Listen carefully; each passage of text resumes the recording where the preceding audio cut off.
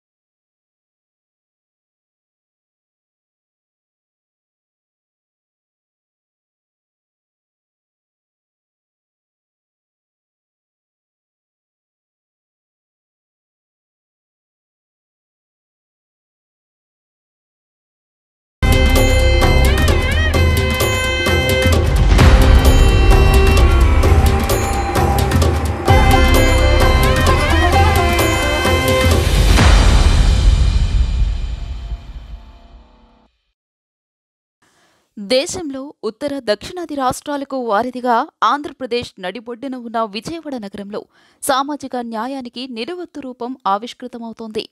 భారత రాజ్యాంగ నిర్మాత డాక్టర్ బిఆర్ అంబేద్కర్ మహోన్నత రూపం ప్రజలకు దర్శనమివ్వబోతోంది. బెజవాడ నడిబొడ్డున ఉన్న విశాలమైన స్వరాజ్య మైదానంలో 85 అడుగుల ఎత్తైన పెడస్టల్ పైన 125 అడుగుల అంబేద్కర్ కాంస్య విగ్రహం ఠీవీగా నిలబడింది. స్టాట్యూ ఆఫ్ సోషల్ జస్టిస్ సామాజిక న్యాయ మహాశిల్పంగా అత్యంత ప్రతిష్టాత్మకంగా నిర్మించిన అంబేద్కర్ స్మృతివనం ప్రజల సందర్శనకు సిద్ధమైంది. స్మృతివనాన్ని, అంబేద్కర్ విగ్రహాన్ని ఈ నెల 19న సీఎం వైఎస్ జగన్ జాతికి అంకితం చేయనున్నారు. ఇది దేశంలోనే అత్యంత ప్రతిష్టాత్మకమైన ప్రాజెక్టుగా రికార్డు సృష్టించనుంది. అంబేద్కర్ ఆలోచనలకు అద్దం పట్టే అద్భుత కళాఖండంగా దీన్ని తీర్చిదిద్దుతున్నారు. అంబేద్కర్ విగ్రహ పీఠం కింది భాగంలో నిర్మించే భవనంలో అంబేద్కర్కు సంబంధించిన ఫోటో గ్యాలరీ, జీవిత విశేషాల శిల్పాలు, ఆయన జీవితానికి సంబంధించిన పుస్తకాలతో కూడిన గ్రంథాలయాలను ఏర్పాటు చేశారు. దీనికి అవసరమైన జీవిత చిత్రాలను ఇతర రాష్ట్రాల నుంచి సేకరిస్తున్నారు. Ambedkar experience centre, convention centre, mini theatre, ధ్యాన కేంద్రం కూడా నిర్మిస్తున్నారు. చిన్నారులు ఆడుకోవడానికి ప్లే ఏరియా, పచ్చటి తివాచీ పరిచినట్టు అందమైన గార్డెన్లు, మ్యూజిక్ ఫౌంటైన్, వాటర్ ఫౌంటైన్లు, ఫుడ్ కోర్టులు ఏర్పాటు చేశారు. అంబేద్కర్ విగ్రహం ఎదురుగా కింది భాగంలో గడ్డితో తీర్చిదిద్దిన నెమళ్ల ఆకృతులను సందర్శకులను కట్టిపడేసేలా తీర్చిదిద్దారు. స్మృతివనం భవనంలో గోడలపై స్వాతంత్ర సమరం, స్వాతంత్రం వచ్చాక ఘట్టాలను అపురూప కళాఖండాలుగా ఆవిష్కరించారు. స్వాతంత్ర సమర యోధులు, జాతీయ నేతల ఫోటోలతో కూడిన కళాఖండాలు సైతం ప్రత్యేక ఆకర్షణగా నిలవనున్నాయి.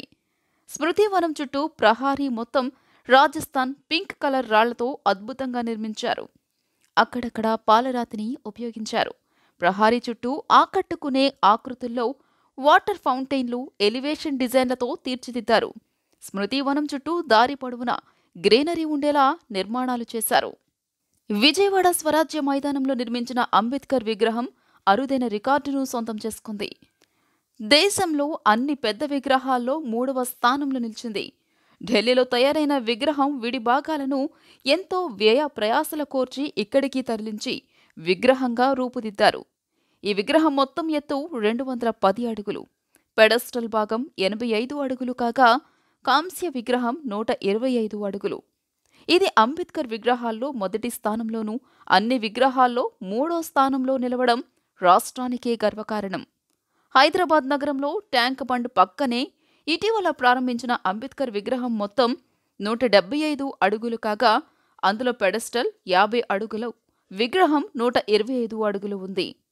విజయవాడ స్వరాజ్య మైదానంలో 18.81 ఎకరాల్లో స్మృతివనం ఏర్పాటు చేశారు. అంబేద్కర్ విగ్రహాన్ని ఢిల్లీకి చెందిన డిజైనర్ల పర్యవేక్షణలో దీని నిర్మాణం చేశారు.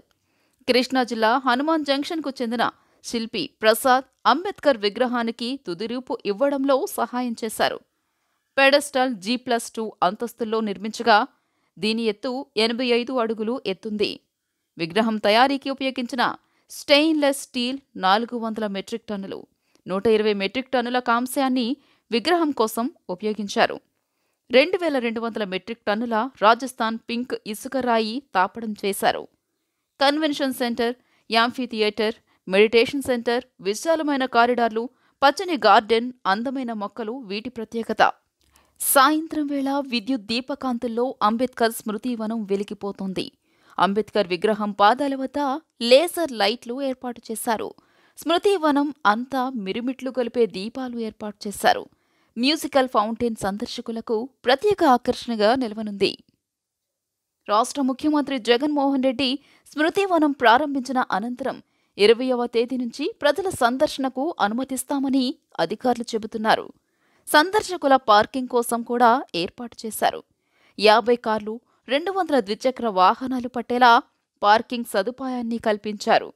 సందర్శకులకు స్టేట్ గెస్ట్ హౌస్ వైపు నుంచి లోపలికి ప్రవేశం కల్పించనున్నారు. MG రోడ్ ప్రవేశ మార్గం నుంచి వీఐపీలు, VVIPలను మాత్రమే అనుమతిస్తారు. టికెట్ కౌంటర్లను కూడా ఏర్పాటు చేశారు. టికెట్ ధరలను ఇంకా నిర్ణయించలేదు.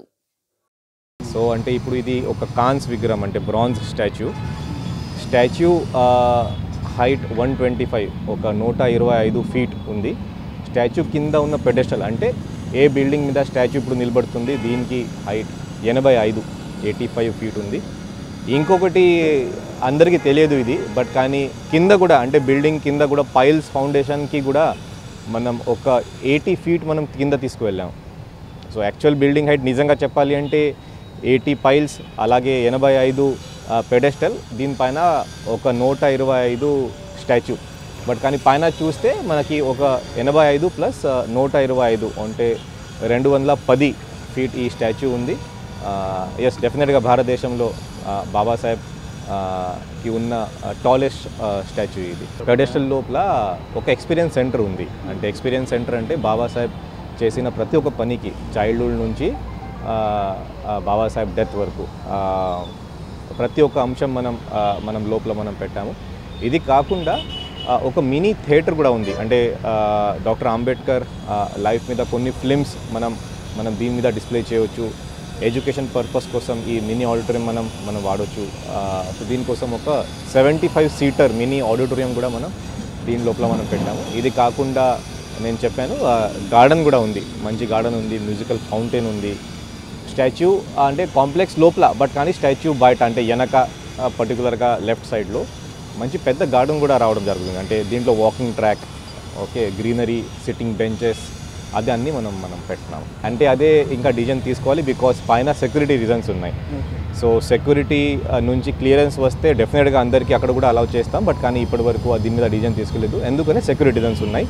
డెఫినెట్గా కింద మనం అలౌ చేస్తాం, బట్ పైన ఒకసారి సెక్యూరిటీ క్లియరెన్స్ వచ్చిన తర్వాత ఎవరిని అలౌ చేయాలి, పర్ డే ఎంతమందిని అలౌ చేయాలి, అది మనం డిసైడ్ చేస్తాం. దీనికి ఎంట్రీ టికెట్ ఏమైనా డిసైడ్ చేస్తారా? ఎంట్రీ టికెట్ ఇంకా డిసైడ్ చేయాలి, బట్ డెఫినెట్గా ఉంటుంది, బికాజ్ ఆపరేషనల్ కాస్ట్ చాలా ఎక్కువ ఉంటాయి లోపల. కాబట్టి ఏదో ఒకటి సమ్ నామినల్గా ఎంట్రీ టికెట్ మనం పెట్టాలి. ఇది కాకుండా మరి ఎక్కువ రష్ కూడా, అంటే ఎక్స్పీరియన్స్ సెంటర్లో ఎక్కువ రష్ కూడా మన ఒక డేకి ఉండకూడదు. కాబట్టి కొన్ని కంట్రోల్ మూమెంట్ కూడా మనం లోపల పెడతాం, టైమింగ్స్ కూడా మనం పెడతాం. బట్ కానీ అది అన్నీ డిసైడ్ చేయాలి. పార్కింగ్ ఫెసిలిటీస్ చాలా మంచిగా ఉన్నాయి. ఇప్పుడు మీరు చూడవచ్చు, ఇప్పుడు మన కలెక్టర్ క్యాంప్ ఆఫీస్ ఉంది, సబ్ కలెక్టర్ క్యాంప్ ఆఫీస్ ఉంది. అటువైపు నుంచి పబ్లిక్కి మెయిన్ ఎంట్రీ మనం ఇచ్చాము. MG రోడ్ మీద 2 ఎంట్రీస్ ఉన్నాయి, బట్ కానీ పబ్లిక్ కోసం అదే ఓపెన్ చేయము, ఎందుకని అక్కడ పార్కింగ్ ఫెసిలిటీ లేదు. మళ్ళీ MG రోడ్ మొత్తం బ్లాక్ అయిపోతుంది కాబట్టి ఆ ఎంట్రీస్ మనం మామూలుగా ఓపెన్ చేయము. ఏదైనా VIP విజిట్ ఉంటే అప్పుడు మనం ఓపెన్ చేస్తాం. బట్ కానీ పబ్లిక్ కోసం మెయిన్ ఎంట్రీ ఈ కలెక్టర్ క్యాంప్ ఆఫీస్ వైపు నుంచి ఉంది. అక్కడ లోపల ఒక 50 4-వీలర్స్, అలాగే ఒక 200 2-వీలర్స్ పెట్టడానికి ఇనఫ్ ప్లేస్ ఉంది. సో పార్కింగ్ ఫెసిలిటీ చాలా మంచిగా ఉంది. అక్కడ నుంచినే స్టాచ్యూ లోపలికి ఎంట్రీ కూడా అటువైపు నుంచినే ఉంది. సో పబ్లిక్కి పూర్తిగా సౌకర్యం మన మున్సిపల్ కార్పొరేషన్ నుంచి కానీ, తర్వాత ఇక్కడ APIC అంటే ఎగ్జిక్యూటింగ్ ఏజెన్సీ APIC ఉంది కాబట్టి APIC సోషల్ వెల్ఫేర్ డిపార్ట్మెంట్ నుంచి మనం కల్పిస్తాం. ఈ వార్తలు ఇంతటితో సమాప్తం. నమస్కారం.